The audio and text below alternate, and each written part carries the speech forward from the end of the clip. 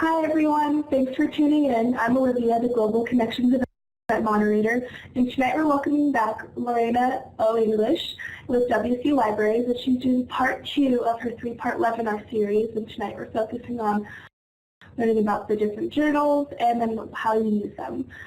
Utilize the chat box if you guys have any questions for Lorena, and I can flag her down if she misses them, and stay tuned at the end for the survey. And without further ado, I'll just go ahead and turn it over to Lorena. All right, there, I've turned on the talk in the video. So today we're going to be talking about types of journals and their uses, and this is, of course, the Scholar Strikes Back right over here. If you have questions about this, you're welcome to contact me. I'm oenglish at wsu.edu via email, and on social media, I'm usually WSU Lorena, and I'm happy to respond to any inquiries that way.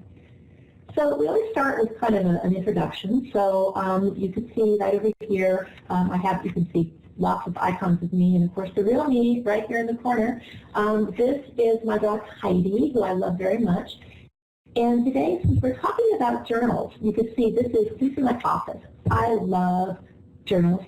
I really do. I love publications. You're going to see it's going to be really clear that I really love journals and opinion and commentary. But this is actually my office, and it's my collection of journals because I like to pull them out and use them in my classes.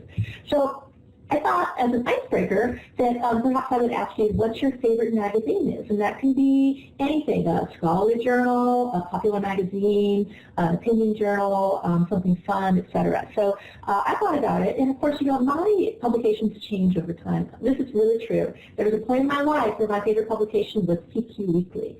But right now, I think it's probably a combination of Prevention Magazine. I have some health issues, and I love Prevention Magazine, and Entertainment Weekly, which really keeps me up with what's going on in popular culture. So do other people want to share their favorite magazines? At least right now. They may change next week when we discover something new. Mental Floss. Oh yeah, that's a fun one, actually. Yeah. And when I'm sick or when I'm traveling, I always go and buy those expensive, big publications. I love them so much. Anyone else?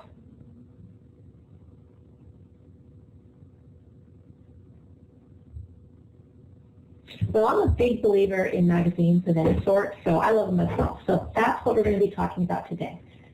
So I'm going to jump in and talk a little bit about peer review, because a lot of times the way people really start interacting with publications when they start college is they have their first big paper assignment and the professor says, I want all of your sources to be peer-reviewed sources.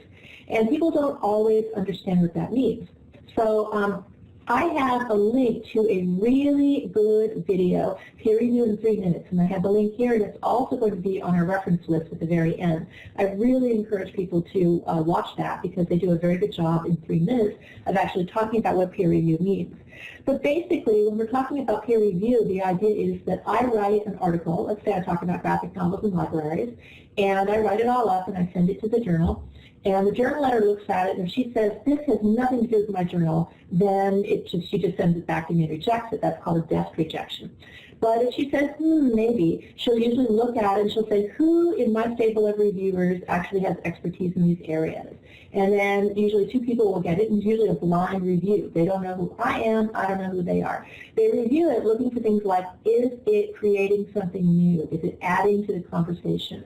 Are the methods legitimate? Is it, are they citing all the people that they should cite? Is it interesting? Is it significant?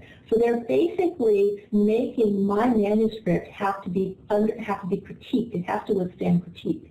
Then when they finish with all of this, the editor sends it back to me. They'll usually say, this is terrible, here's all the things issues, I don't think this really fits, go back and try again. Or they may say, this is pretty good, but there are some flaws, we want you to revise and resubmit. Very rarely do you actually get away without a revise and resubmit. So I would revise and resubmit, and once the peer reviewers accept my revisions, then if the editor agrees, my article will get published. And the important thing about that is that whole process can take, it can take 3 months, it can take 2 years, that whole process, which is why sometimes you read something in a journal and it feels old, because it wasn't old when the article was initially written. So one of the things I want to talk about is the distinction between the way we talk about peer-reviewed journals and the fact that in actuality it's not really a peer-reviewed journal, it's really a peer-reviewed article, because we're going to see that journals actually have a wide range of information. They may have an editorial comment, they may have a full-out editorial that is opinion or commentary based. They may have book reviews, they may have conversations, they may have all sorts of things that are not actually peer-reviewed, going through that peer-reviewed process, like kind of feature articles get peer-reviewed. So here's an example. This is an article on ankle instability, and this is in the peer-reviewed journal Ankle Instability, Foot and Ankle Specialist. This roundtable discussion is not actually peer-reviewed. This is a question and a conversation between two physicians talking about what they would do in that particular incident.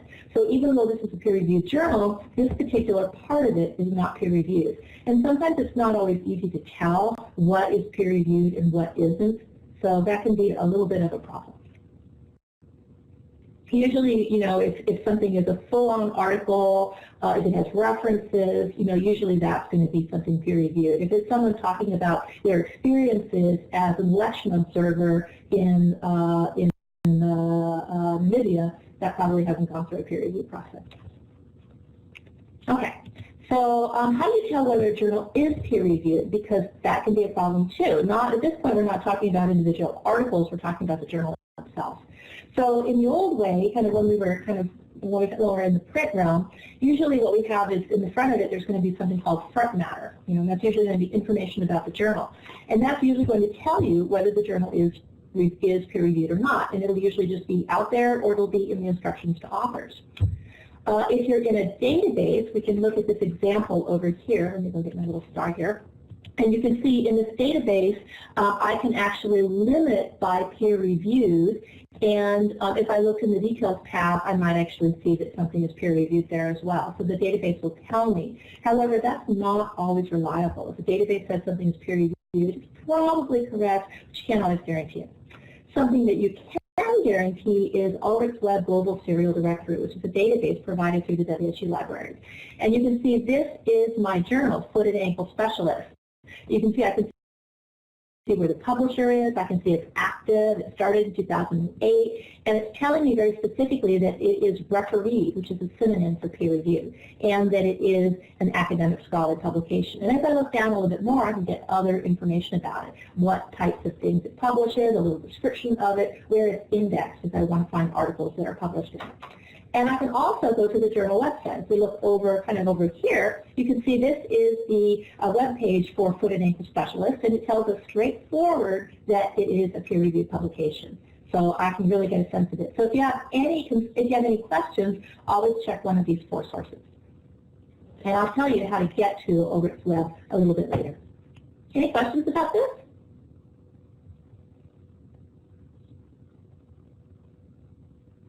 Okay, we're going to move on.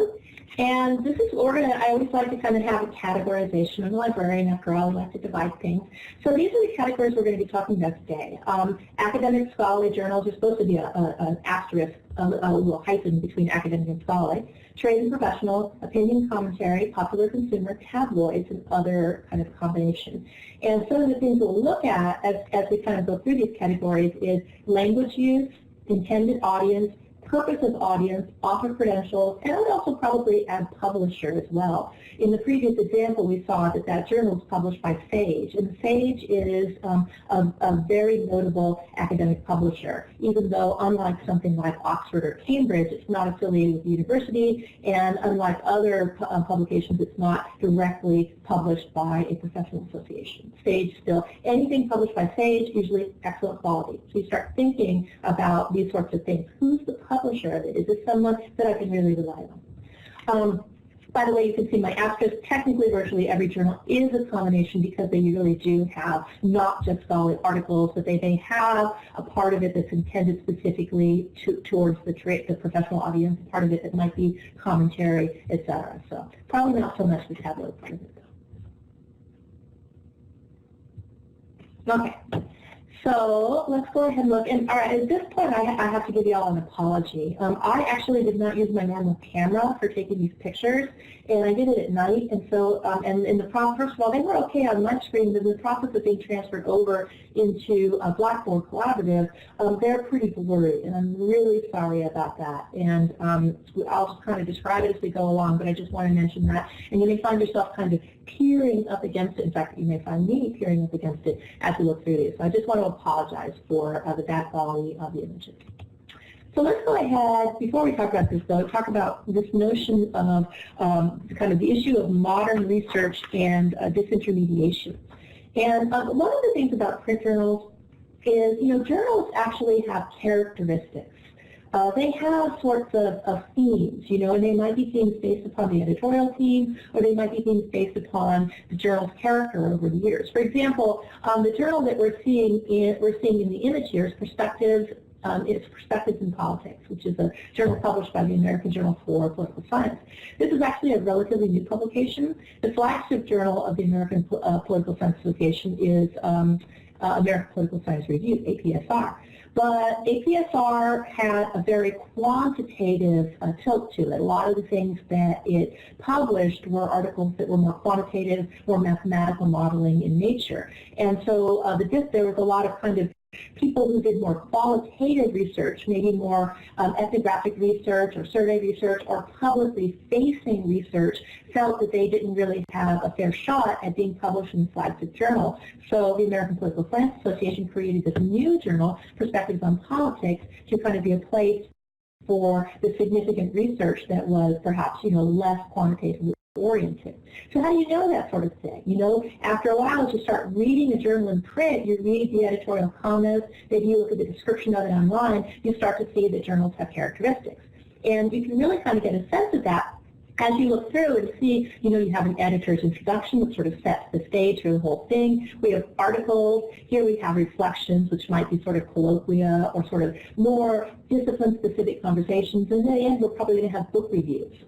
So, but what happens when we go from this journal where it's all kind of contextualized to a database where things are coming from different journals, they're coming from journals that are not aligned in time. And I lose that. I lose the sense of the editor's introduction. I lose this sense of that these articles are here, that there's context, etc. And where that can really come and bite you is that sometimes journals have themed issues where every single or virtually every single article is about a particular topic. And you may go find your particular article and not realize that if you'd actually just linked out to the table of contents, you might have found a lot of things that were actually very relevant. So one hint that I would give you is when you go into the access options and when you get to the full text, if you go to full text that is from a publisher, from Science Direct or Sage or something else like that, if you can, look for the table of contents link and go look at the table of contents for that particular issue or the most recent particular issue, etc. Because over time, that will help you start kind of understanding the personalities of journals and also getting a larger sense of conversations that are happening in your discipline beyond the particular disintermediated article that you're looking at right there. Any questions? All right. So let's talk about our first category, which is an academic or scholarly journal. So a scholarly journal is basically scholarly research and discovery. What does that mean? That means that perhaps I have written up a new math theory. There have been articles in math journals that were 2 pages long that threw the discipline of math into something totally new. So length of article doesn't necessarily have anything to do with significance of article. That's oftentimes a disciplinary thing. But a scholarly article is going to be telling you something new.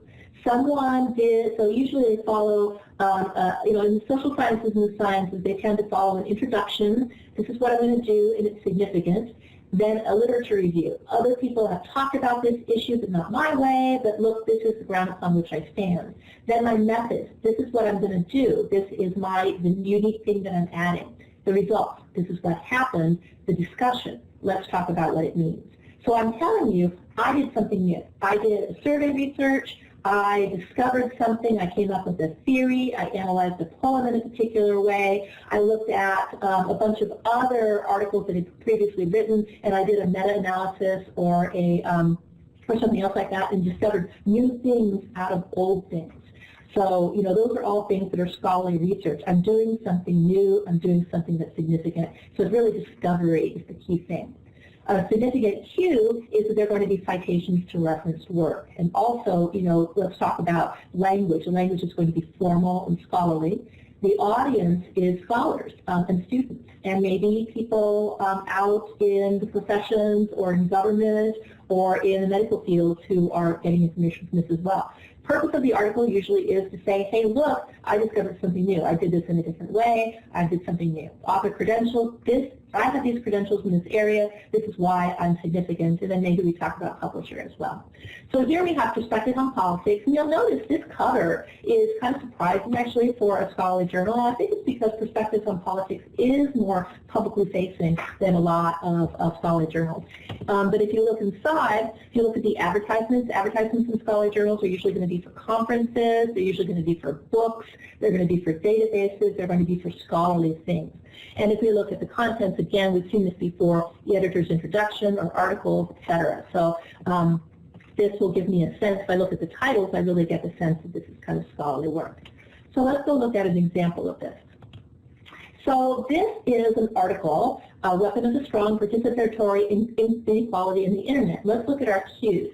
First thing I'm doing is I'm getting an abstract. The abstract is giving me sort of my brief overview of why this article is useful. I see, here's the people who wrote it. I'm seeing their credentials, and I see that they are scholars who are employed at a university. Although I might have an independent scholar who doesn't have an affiliation, or I might find a scholarly journal article that's actually been written by someone who works at a research institute or a think tank or a government agency. So it can be a little bit kind of, not always precisely academic in nature. Over here, I'm going to see that this is where I start seeing my methods. They're looking at this survey data, and they're looking at it in this particular way.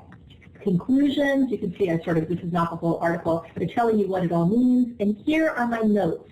And the thing about my notes is that not only are they references to the articles and books and websites, etc., that I might have used, but if you look at this kind of carefully, you're going to see that it's actually a conversation about this topic within the larger discipline of political science and allied sorts of things.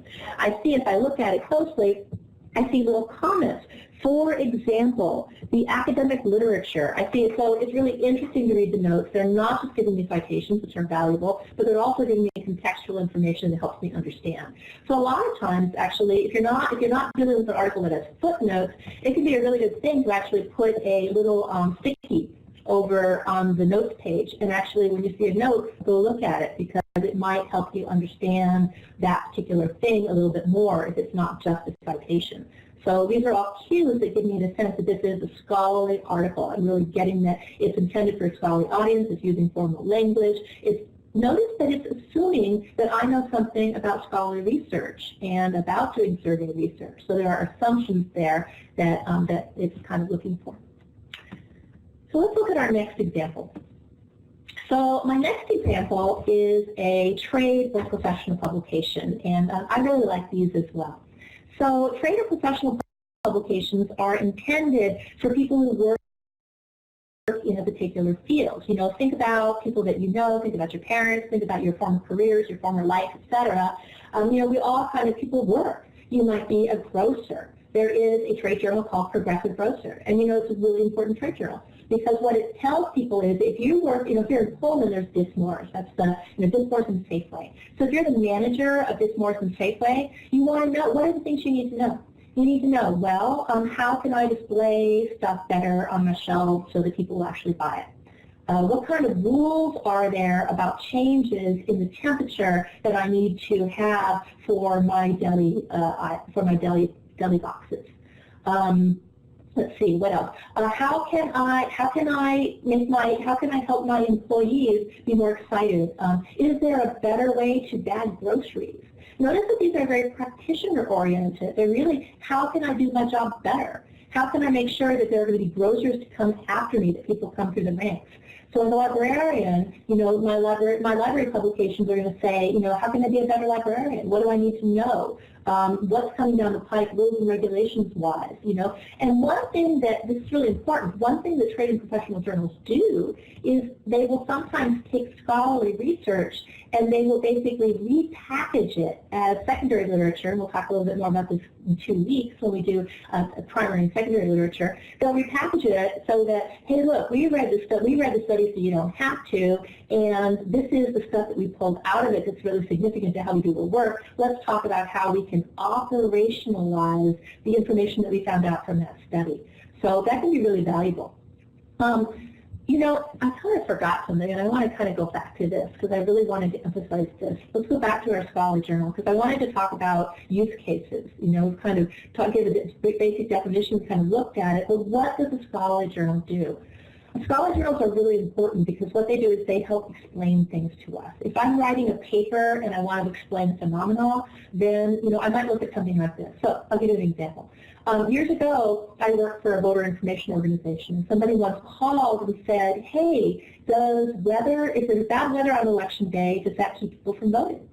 And it turns out that there is actually scholarly literature on that, you know, where I can say, I don't just say anecdotally, oh my gosh, it's raining, of course I'm not going to go vote. I'm not going to say that. I'm going to say, well, if I actually do the research, it turns out that people have done studies over time and found that, you know, that turnout does decline for this, and this reason. So, you know, it really kind of explains phenomena. It gives me a framework for explaining things, you know, and so that's really powerful, you know. I work with a class today, and they're looking at crime. And, you know, they need to kind of look at crime in particular communities. And, you know, okay, well, why is it that age makes a difference? Why is it age makes a difference? And I can come up with a few things off the top of my head, but if I do scholarly research, I can find scholarly research that shows me that people at particular age brackets, you know, tend to commit certain types of crimes more, perhaps, than people in other age brackets at different other points in their time. So this is really helpful for me for explaining phenomena, and just that's a good way in which people might use this. So my trade and professional journal, what it does is it's looking at things from a vocational perspective. So, you know, if I'm writing an article, say, about, let's say, voter turnout in primaries, you know. We just had a caucus in Iowa last night. So, you know, I might want to look at the perspective of people who work in the elections industry. There probably is a publication for election officers. There certainly are publications for politicians and people who work with politicians. Campaigns and Elections is an excellent trade and professional journal for anyone who is interested in campaigns and elections. You know, they're telling you, how do you use technology to get out the vote? How do you get information about breakdowns of potential voters in a particular area? So they're giving you that vocational perspective. And where that's helpful is my scholarly research tells me, you know, it helps me explain things from a scholarly perspective, but the vocational perspective can be really powerful because it's real world, you know. People who are, you know, the grocers, the teachers, the librarians, why do they do things in particular ways? So it's going to give me examples that I might use in my paper, maybe a good anecdote to start, evidence that I might in situations, and that real world perspective that's really important. So my language is going to be the language of the trade. You know, there's going to be all the, again, the assumptions that are made that when I'm talking about the showrooming in a journal Progressive Grocer, that everybody knows that I'm talking about, you know, kind of putting my stuff out there so people are more likely to look at it. The intended audience is going to be people who work in that trade or profession, or people who want to work in that trade or professional. If you want to become a librarian, read trade journals for librarians. If you want to become a lawyer, read trade journals for lawyers. That sort of thing really will help you understand what's going on in a particular trade or profession. The purpose of the articles are usually to help other people do their job better. And author credentials, usually people writing it are either people who are actually in the trade or profession, or else they are usually journalists or other people who have experience and knowledge of that particular trade and profession. The example I have here is a really cool one. This is Jane's Industry Quarterly. And if you're interested in weapons, Jane's is the trade industry for it. And you can see they're actually talking here about exports of planes and global influence. So that's kind of a fun one. Any questions about trade or professional journals? Really very valuable.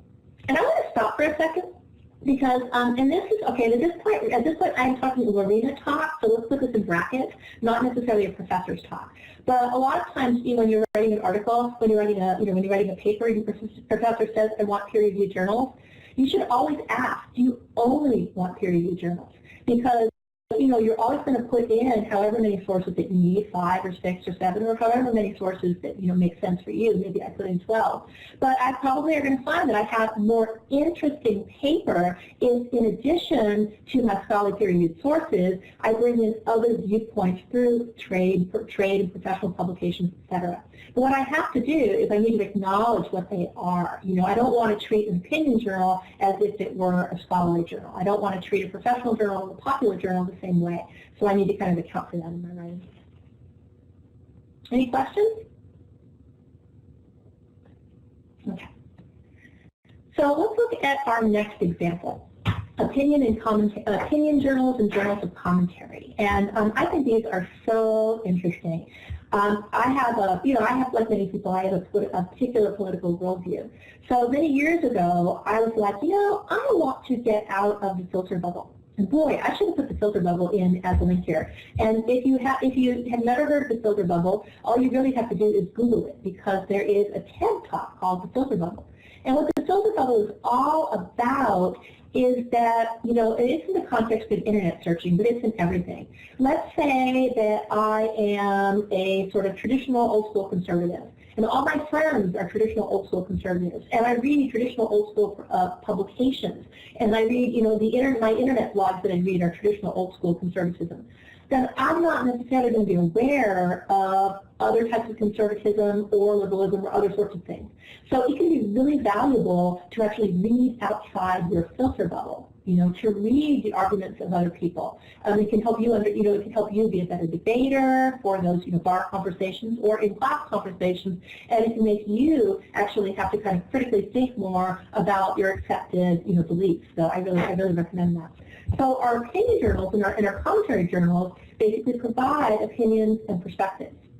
And for the opinion journals, they usually have sort of 2 primary purposes. They're meant to persuade people. So they're meant to persuade you in a particular way. And they're also meant to bolster your views, to give you more ammunition, to make you believe in things stronger. So you can see that, they have perspective. Now, many times you might have been told that you should not use anything that has bias, right? People have all been told that, right? The thing is, okay, this is again Lorena talks. I don't believe in bias. I believe in perspective. Everything has bias. There's no such thing as a neutral point of view. If I were writing an article if I were writing a paper about, say, let's think about skinhead groups, my paper might be really dull. Maybe I might want to go look at some skinhead websites so that I can actually put something in from the skinhead perspective. I don't necessarily agree with it. Maybe it's not, not just a general skinhead, but maybe a skinhead who's kind of a Stormfront skinhead or something else like that. I may not agree with it, but I need to present that perspective so that I can respond to it in my paper. And in doing so, I might make it more interesting and actually kind of more 360 degrees rather than through a filter bubble. So the commentary journals get arguments out there. They start conversations. And commentary journals are really important in a democracy because they start national level conversations. Let me give you an example of that in a minute.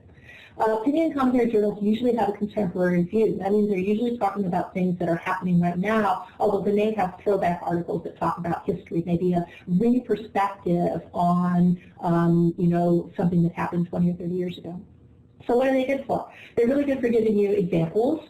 They're really giving you all the different perspectives. If I am so set in my particular filter bubble that I can't think of the arguments against it, then I really need to look at other perspectives to find out what the arguments are so that I can respond to them. And sometimes they also set up strong men, arguments that I know that I can take down. So the language is usually going to be usually more casual language. It can also be a little bit more formal. The intended audience are people that you want to persuade. The purpose of the article is to persuade or to inform people with your commentary. And author credentials, you might be a journalist, you might be a politician, you might be somebody who works for a government agency or an international agency, you might be an academic. You might be someone who works for a big business. So a wide range of authors. So here's our example. Reason is a libertarian journal. And let's talk a little bit about types of opinion journals. Opinion journals can be political. On the left, say, you might have The Nation. On the right, you might have National Review, which is more your traditional conservative publication, or maybe something come from a neoconservative perspective like the Weekly Standard. So political. They can also be kind of economic. They can, Reason is a libertarian publication, or I might look at something from a socialist perspective. And they can also be ideological. If I'm looking at opinion journals from a feminist point of view, I might look at Ms. Magazine, which is sort of kind of traditional feminism, or I might look at a more radical publication like a Bitch, or I might look at some blogs like a Bustle or Jezebel or something else.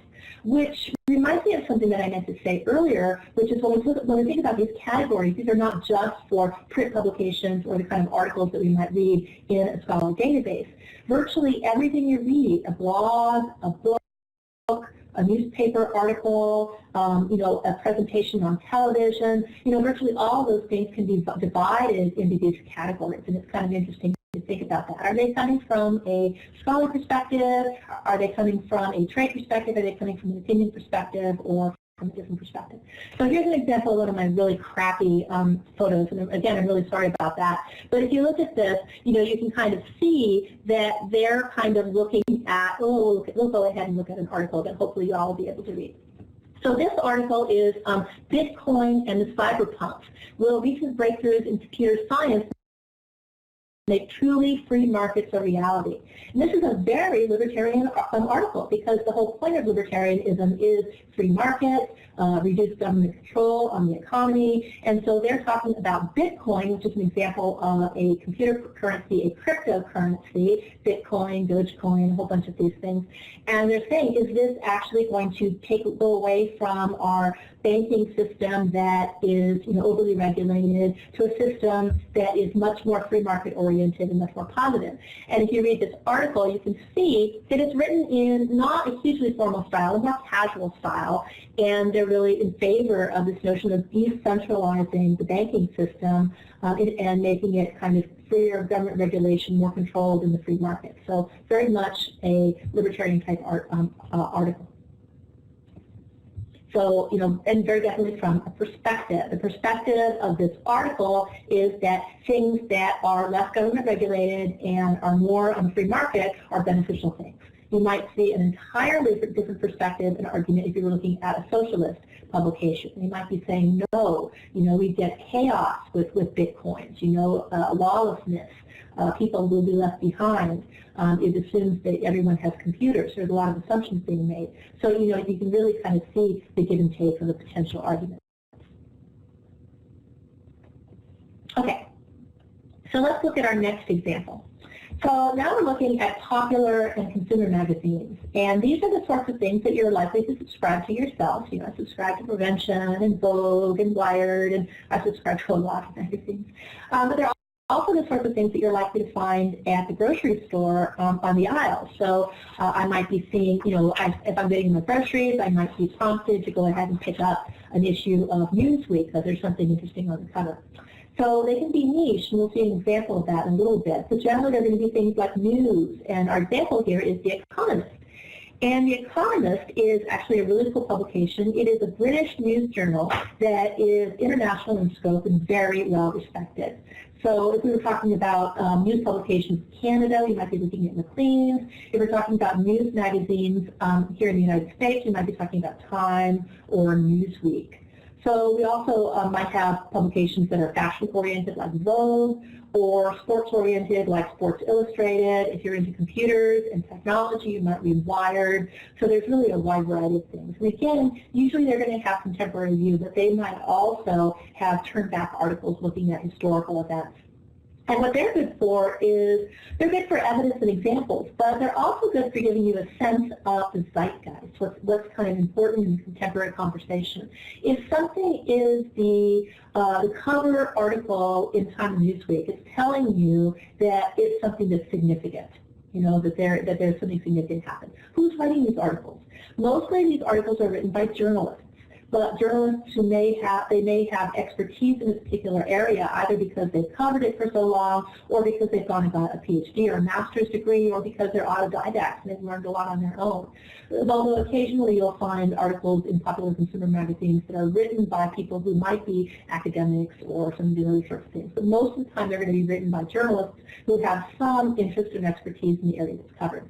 Journalists often have beats, you know. Newsweek has journalists with the religion beat, the politics beat, etc. So there's this assumption that they have expertise in what they're talking about. So our language is going to be very popular and more casual sorts of language. The audience is everyone. You know, they want everyone to buy these publications, you know, to subscribe to them or buy them at this point. The purpose of the article usually is to inform. And with author credentials, again, you're probably not going to see author credentials. It's not going to be this person went to this university, etc. So you might look them up on the internet and see if there's a Wikipedia article about them. Or over time, as you read Newsweek over time, you're like, oh yeah, I remember this person wrote an article about faith and politics 3 months ago. This is a really good article. Let's see what she has to say now. So that's going to give you that sense. So here's our cover. Our cover article is Who's Afraid of Cheap Oil? And if we look at this, you can see that this is an international journal. It's focused on Britain, but they do a lot of coverage of America, etc. And usually the articles are pretty short. You can really get a sense of that from the page numbers here, but they might do a special report that's kind of longer. So, you know, they're not, the assumption is that you read this every week. You don't need a deep dive of these. They're usually kind of keeping you up with current events. Yes, is there a question? She says, is Nature academic or popular? Nature is very definitely academic. And in fact, Nature is one of the most prestigious journals in the sciences.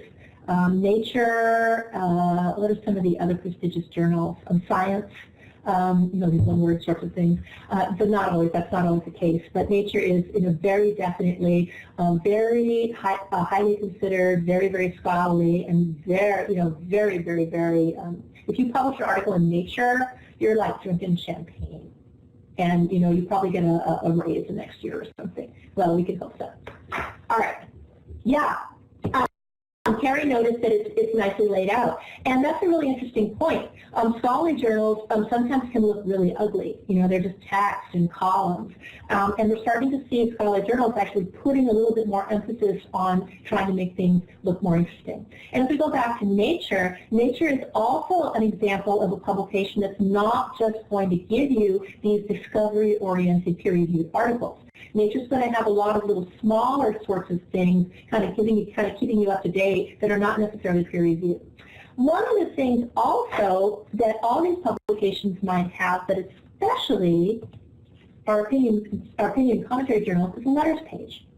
And letters pages are really important because, especially for opinion and commentary journals, because what letters pages do is they create community. After a while, you're starting to see that, you start to recognize names. Oh, you know, so-and-so, he's always a crank about this, etc. So that's a really important aspect of this. They really spend a lot of time creating community. The other important aspect that I forgot about with opinion and commentary journals is they're not just commenting on current events, politics, or economics, or whatever. They will pretty much always, you know, they are journals of criticism as well. So they're going to be talking, you know, what's going on with books? What's going on with movies? You know, they're going to give that cultural criticism as well as the more, you know, the more sort of opinion or commentary type criticism and articles. Okay. So let's go ahead and look at a specialized popular magazine. Y'all know I love my dogs. So this is a very specialized publication, Bark. And you might, a similar sort of thing might be Dog Fancy or Cat Fancy, but Bark is sort of Dog and Cat Fancy, very traditional pet magazines. Bark, if it's still around, this is an old one, is a little bit more fresh technology, up to date, 21st century. And you can see here we have our big spread. You can kind of take a look at the articles. Here we have a serial of a story, Rex in the City, you know, the fashionable pet. Notice the advertisements here oriented towards people who like dogs. And again, the advertisements are going to give us, you know, we don't always see this electronically. We're back to that disintermediation aspect. But if you are lucky enough see the advertisements will often give you a sense of what something is about. So dog magazines are going to advertise dog stuff. Swimming magazines are going to advertise swimming stuff. Popular photography is going to advertise photography stuff. Those are all kind of examples of some niche sorts of publications. Make magazine is a niche popular publication intended for people who, who create, who make using 3D printing or any of the other sorts of cool things that are there. So, if you're interested in dogs, this would be very appealing. And how would we use this in a scholarly way? Let's say I was writing an article about animal rights. I might want to look at this publication. I might want to look at the language they use as they talk about dogs. You might want to think about kind of how it situates dogs within larger society. Are dogs in Bark magazine, are they the traditional sort of, would you expect that people who read Bark magazine are going to leave their dogs chained outside in the backyard?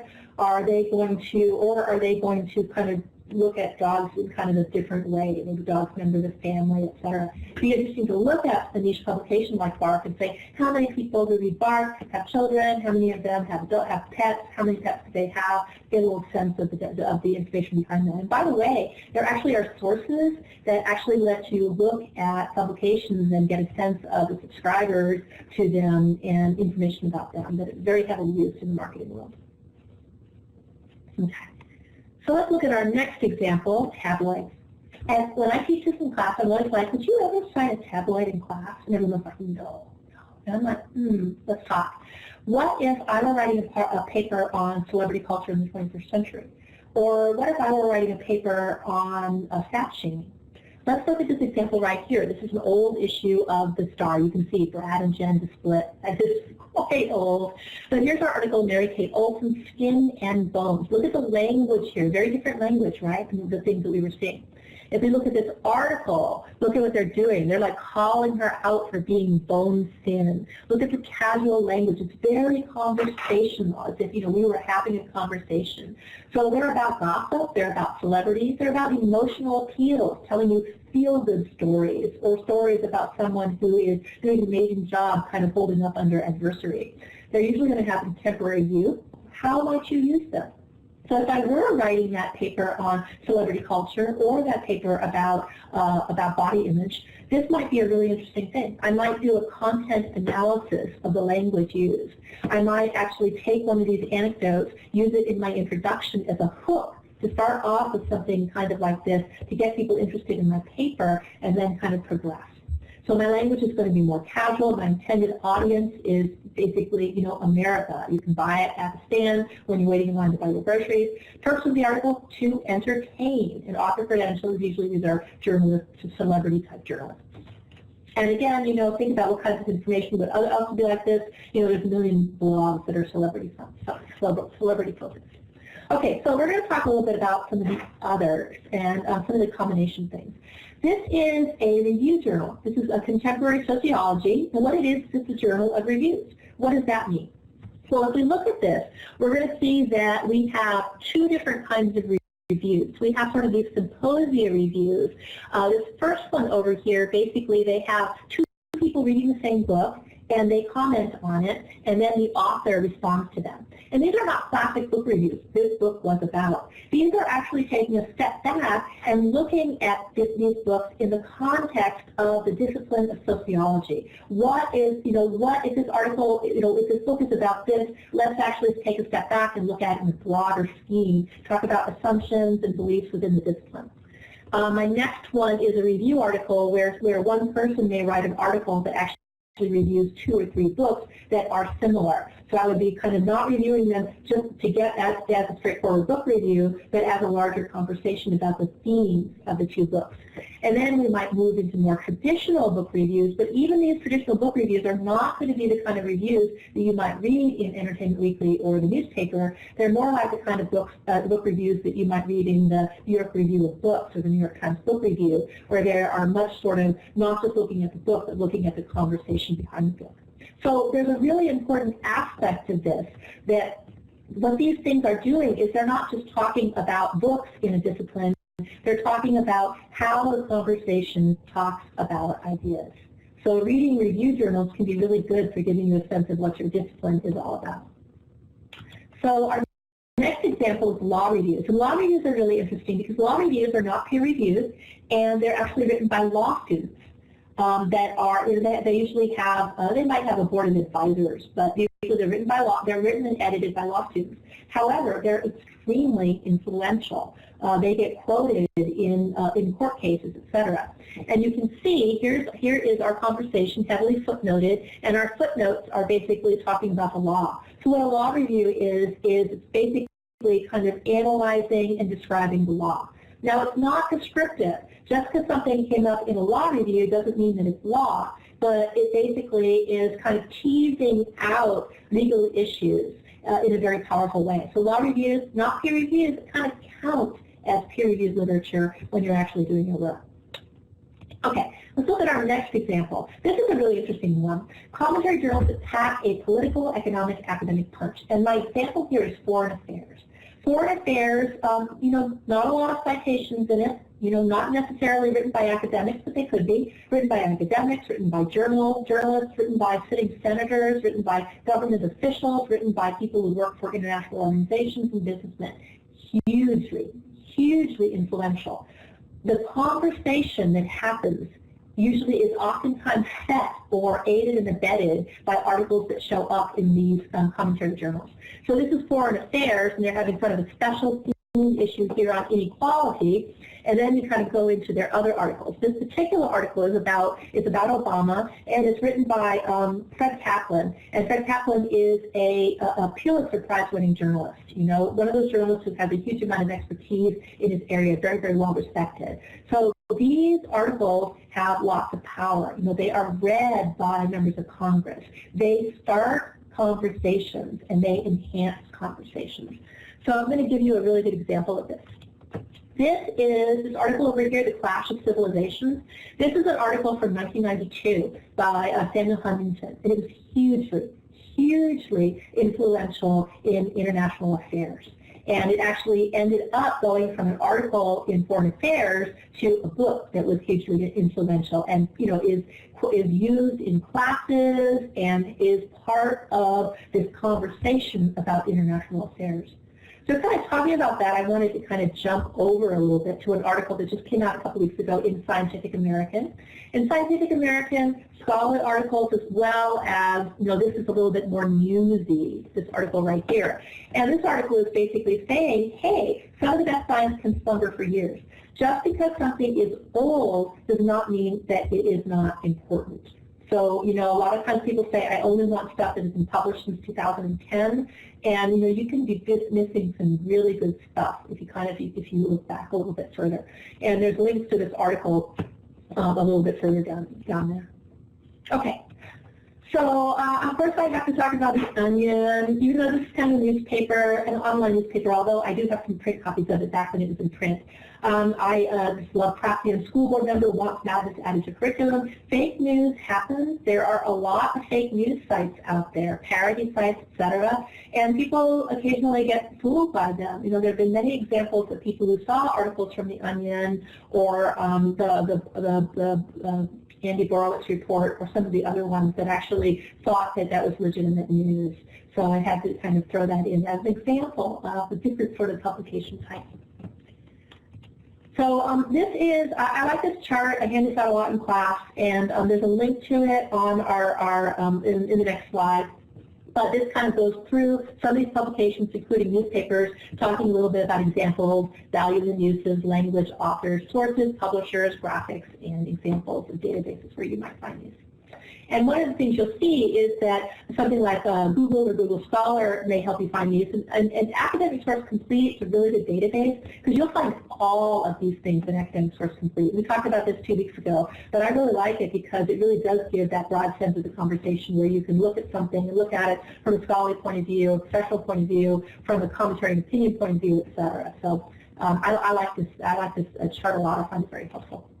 So this is something that I would not recommend doing, but I thought just for the fun of it, let's say we were writing a paper on prison overcrowding. We looked at these citations. We're not looking at the articles themselves, which we should do. So this is do as I say, not as I do. But if we looked at this, let's look at this first one from the police chief. right there in the title, I'm thinking maybe a trade or professional journal. And notice the terminology, a misguided solution to prison overcrowding. I'm thinking this might be sort of an opinion article. I don't know, maybe go look at it. Let's look at our next one. This is actually from an encyclopedia source. We'll be talking about these 2 weeks from now when we talk about kind of the publication cycle. This next one, the prison overcrowding fix, an article in the New York Times, probably a news article, maybe some new idea that's been promulgated. They're publishing it in a newspaper and trying, just to make people aware of it. So that'd be sort of information. Here's one, Journal of Criminal Justice. Doesn't the name just sound scholarly right there? Let's look at our title, Continuities in the Determination of Prison Overcrowding Effects. I'm thinking that has to be scholarly. Our next one, Newsweek, Inside America's Toughest Prisons. Sounds kind of informational, doesn't it? So that's our news, current events. And then finally we have this book, Prison Crowding, A Psychological Perspective. And I wanted to look at this one because this is interesting because this is interdisciplinary. It's a book that's mixing the criminal justice aspect with the psychological aspect, which is always very interesting and might make my paper more interesting if I not just look at publications that are specifically criminal justice, but start looking at things like sociology or psychology or other sorts of disciplines that might kind of inform my topic. So I don't recommend doing that, but you can see that even from the citation there are cues. Although the cues may be completely wrong. It may turn out that each of these articles is something completely different from what I was postulating. So resources for more information. If you want to investigate, Ulrich's Periodicals Directory. It's a really great source for finding information about articles, very reliable. This will tell you how to get there. Peer review in 3 minutes. I really, really recommend this video. I show it in my classes all the time. I love it. Here is the chart that I just showed you here, types of journal comparison, and then here are a couple of other resources from other academic libraries. And now what I'm going to do is I am going to turn you back to Olivia, but before I do that, again, I want to apologize about the book fix.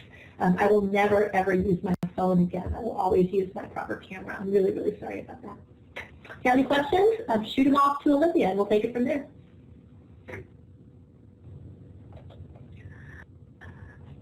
Awesome. Thank you so much, Lorena. I really enjoyed the presentation, learning about all the journals and whatnot. I sent the link for the surveys in the chat box, so go ahead and fill those out really quick. It takes like a quick minute or so.